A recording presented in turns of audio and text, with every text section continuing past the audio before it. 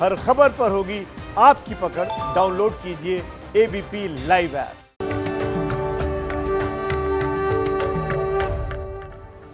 नमस्कार, आप देख रहे हैं एबीपी न्यूज, साथ आपके मैं हूं कुमकुम बिनवाल। धन धन बरसे, जी हाँ, जितना खास हमारे लिए है दीपावली का त्योहार, उतना ही खास होता है धनतेरस का त्योहार। क्योंकि ये धनतेरस अगर आप बहुत ध्यान से ज्योतिषाचार्य की सलाह के साथ मनाएं तो ये धनतेरस न सिर्फ आपको सुख समृद्धि ऐश्वर्य देगा बल्कि संपन्नता भी देगा। और इसी के लिए हमारे साथ आज मौजूद हैं खास तौर पर ज्योतिषाचार्य जीतू सिंह जी।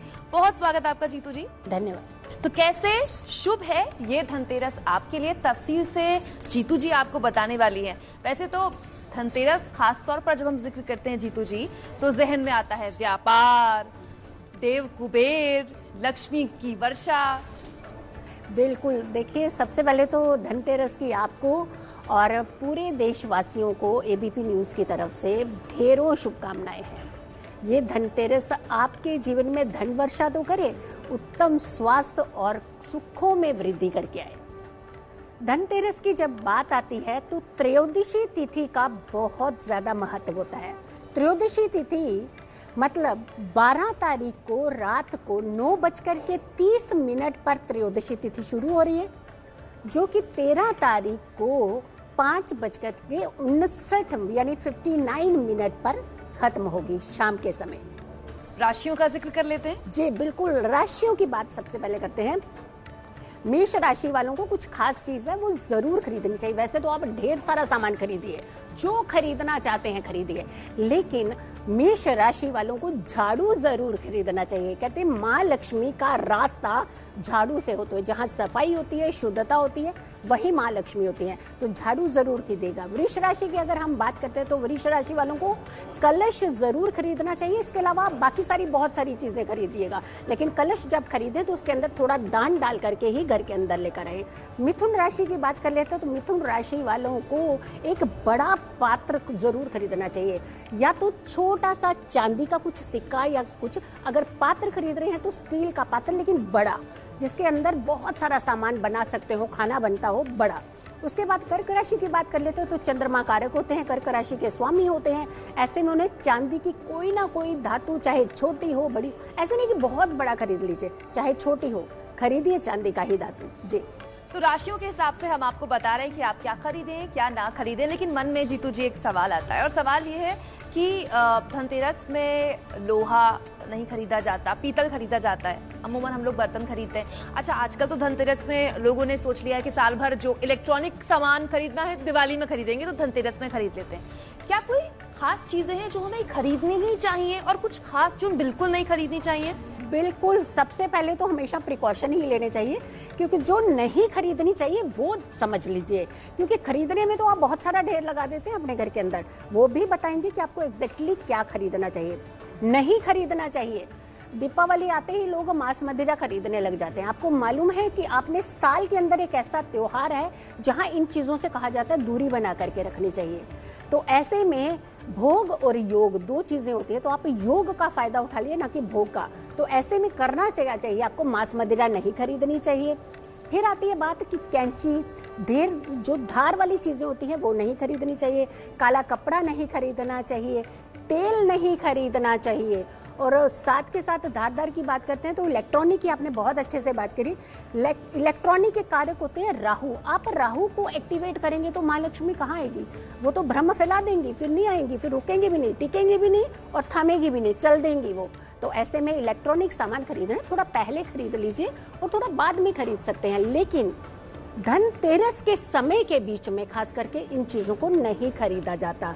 हाँ, खरीदा क्या जाना चाहिए जो चीजें शुभ बता दे। नहीं, अभी आपको रुकना पड़ेगा यहाँ पर, क्योंकि मेरे जो दर्शक हैं वो इंतजार कर रहे हैं कि हमारी वाली राशि कब आएगी। तो क्या खरीदना चाहिए ये हम बताएंगे आपको, लेकिन पहले जानिए अब बाकी की 4 राशियां। बहुत सही कहा आपने कि थोड़ा सा रुकना है, क्योंकि कुछ पाना है तो थोड़ा सा रुकने की जरूरत होती है। चलिए जी, अगली राशियों की बात कर लेते हैं। सिंह राशि वालों, सिंह राशि वालों को एक मूर्ति जरूर खरीदनी चाहिए, और कहा जाता है माँ लक्ष्मी की और गणेश जी की मूर्ति अगर इस समय आप खरीदते हैं तो आपके घर में हमेशा बरकत बनी रहती है।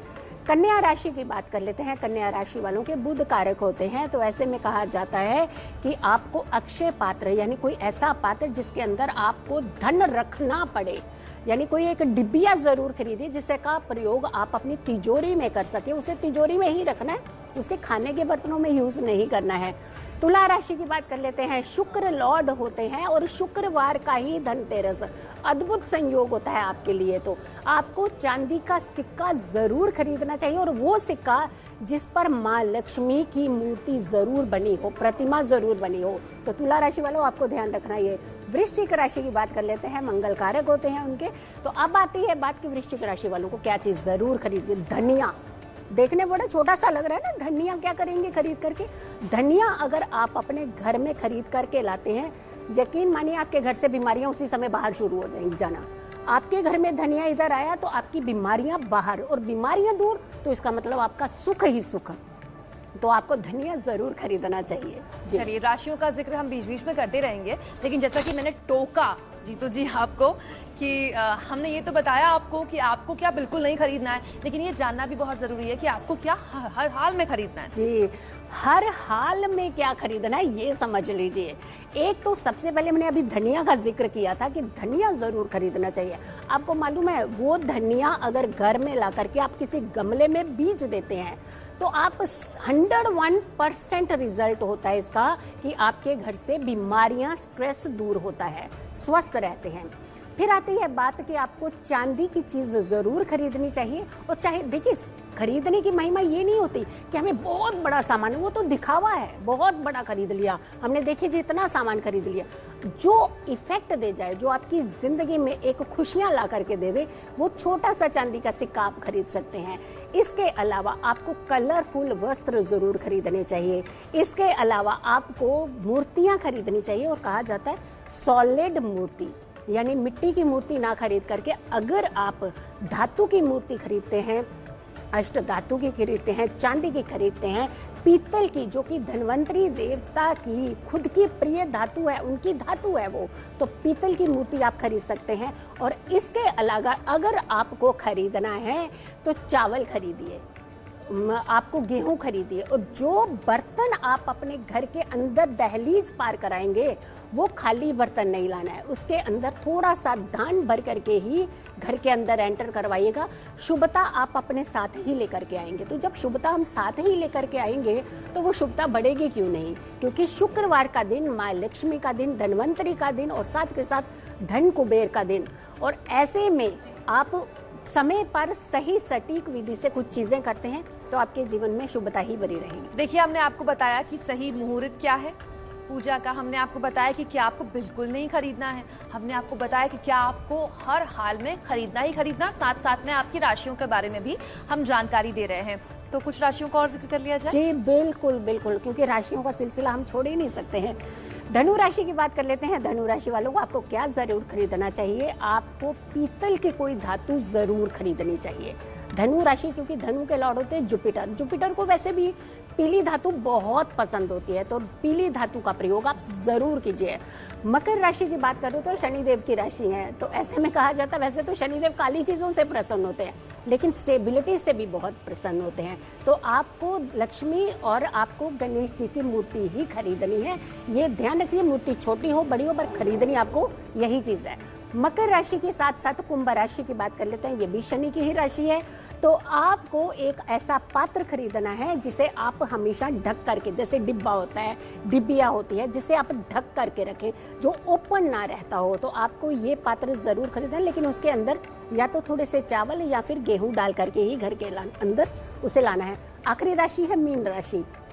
आपको तो सिक्के लेकर के आने हैं, और आप यकीन मानिए अगर कि आप बाहर जा रहे हैं, सामान खरीद रहे हैं, तो जो वापस में आपको पैसे मिलते हैं ना, उनको बोल दीजिए आज मुझे सिक्के दे दीजिए।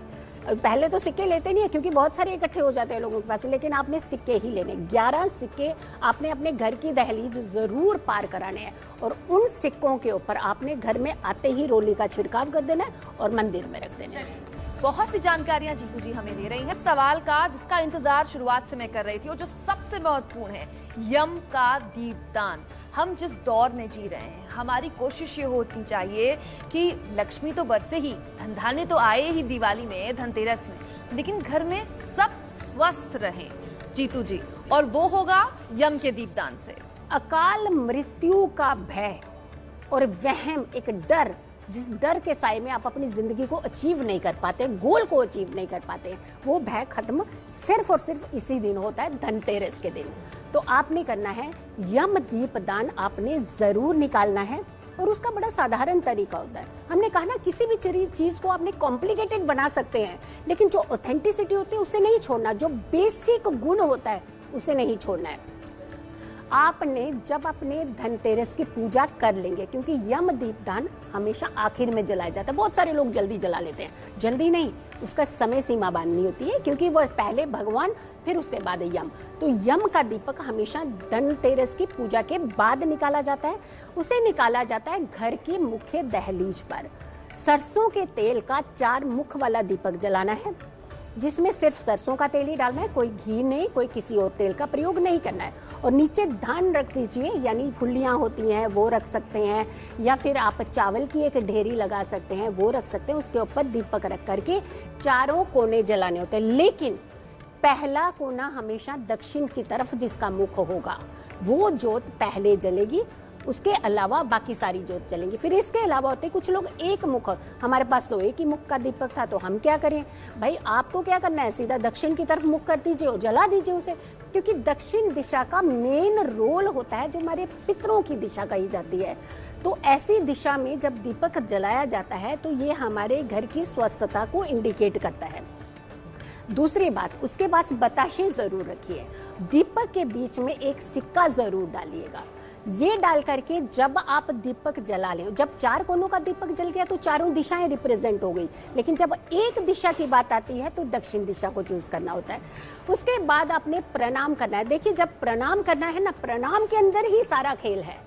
जब हम प्रणाम करते हैं ना, मेरे अंदर पता नहीं घर में क्या हो रहा है क्या नहीं हो रहा, अच्छा पैसे हो रहे हैं या नहीं हो रहे, अच्छा किचन में कुछ हो तो नहीं रहा, कुछ नहीं हो रहा, कहीं कुछ नहीं हो रहा। जो पूजा का समय, जो रिचुअल्स का समय होता है, वो सिर्फ उसी को दीजिए। आप शांत मन से एक दुआ कीजिएगा कि हमारे जीवन में, हमारे घर में हमेशा स्वस्थता बना करके रखे, हमें उस डर, उस वहम से हमें मुक्ति दिलाए, जो डर और वहम हम कैरी करते हुए अपनी जिंदगी को सुखों की ओर नहीं ले जा पा रहे हैं। तो सिर्फ और सिर्फ ये प्रणाम कीजिएगा, उठना है, घर के अंदर आ जाना है, पीछे मुड़ करके नहीं देखना।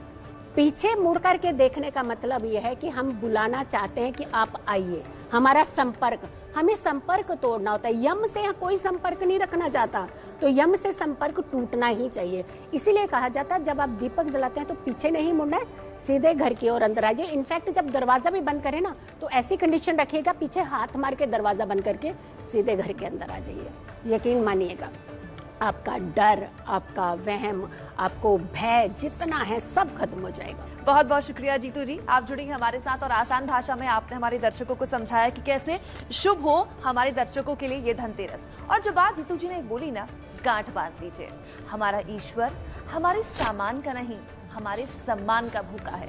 हमारा ईश्वर हमारी आस्था का भूखा है, जो सच्ची होनी चाहिए। और हम यही उम्मीद करते हैं कि आपके लिए ये धनतेरस, ये दीपावली न सिर्फ संपन्नता, ऐश्वर्य और माँ लक्ष्मी की कृपा लेकर आए, बल्कि अच्छे स्वास्थ्य से भी आपके परिवार को, आपके परिजनों को भर दे, अच्छा स्वास्थ्य भी होने दे, जो इस समय सबसे ज्यादा जरूरी है।